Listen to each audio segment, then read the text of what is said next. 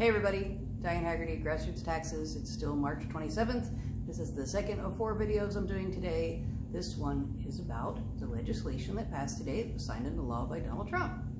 So, how does this affect you as a person, just regular people?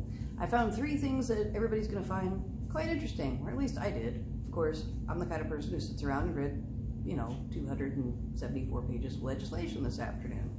But anyway, let's talk about what I found. First thing, retirement draws.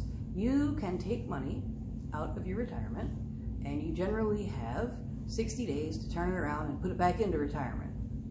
You take it out of somewhere, manually do a draw, put it somewhere else. You're allowed to do that. They changed that rules today, so being it's for the emergency and the health emergency, you can take out up to $100,000 out of your retirement, and you have 3 years to turn it around and put it back in. 3 years. You also are not subject to 10% penalty for early withdrawal at any point. You can turn it around, and in 3 years, to pay it back.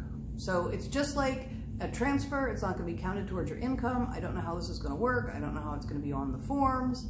The IRS will get to that. However, retirement draws. They also expanded the 401k loan program. Generally, you're allowed to borrow $50,000 out of your 401k. You can now borrow $100,000 out of your 401k. I didn't hear anybody talking about this, but this is news. I would not hurry up and take any money out of retirement right now. I would wait for the actual IRS regs to come down the pike in a few days to see what the real rules are, but that is the law they passed today. Second thing I found was charitable contributions. Cute little Easter egg they hid in there. You can contribute $300 to charity, and you could write it off on your taxes, even if you don't itemize deductions. So feel free to give up to $300 to charity. Even if you don't itemize, you can write that off on your taxes in next spring.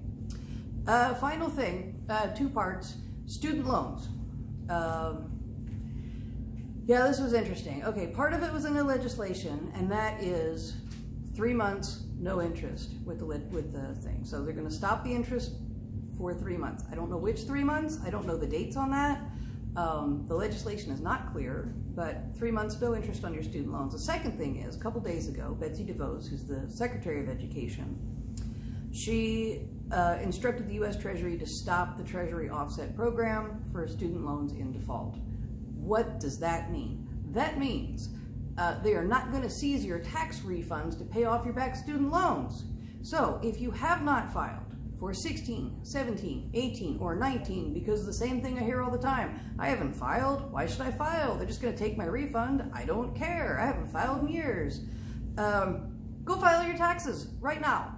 16, 17, 18, 19. If you filed 16, you've got until April 15th to file for 16 and get a refund. Get your refunds. Get your money. They are not going to seize it for student loans. I can't speak for SBA loans, RD loans, child support, garnishments. Okay.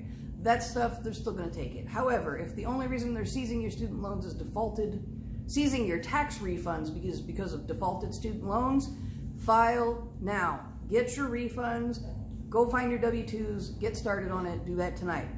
Okay, that's 3 things I had for you for today, in addition to the last video about how you're going to get your check.